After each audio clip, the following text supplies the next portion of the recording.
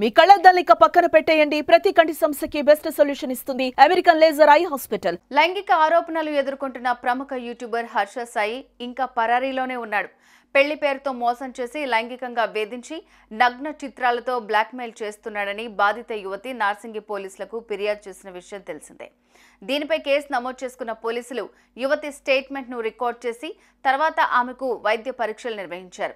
అయితే లైంగిక ఆరోపణలు ఎదుర్కొంటున్న హర్ష సాయి మాత్రం పరారీలోనే ఉన్నాడు. గత 3 రోజులుగా అతడి కోసం పోలీసులు ముమ్మరంగా గాలింపు చర్యలు చేపడుతున్నారు.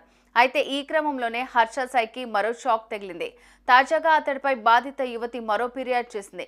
ఇంతకు ఆ యువతి చేసిన మరో ఫిర్యాదేంటో ఇప్పుడు తెలుసుకుందాం.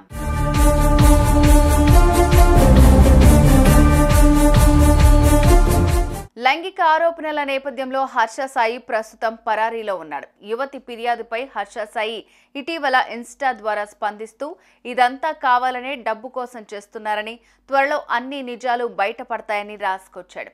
అయితే హర్ష సాయిపై కేసు నమోదు చేసుకున్న నార్సింగి పోలీసులు అతడి కోసం ముమ్మరంగా గాలింపు చర్యలు చేపడుతున్నారు.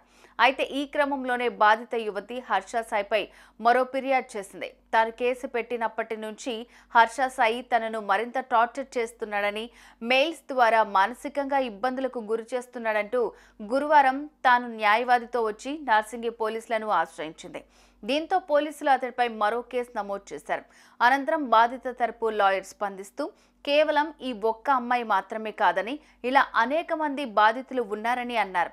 ఇకపోతే 3వ రోజు కూడా పోలీసులు హర్ష సాయి కోసం గాలిస్తున్నారు.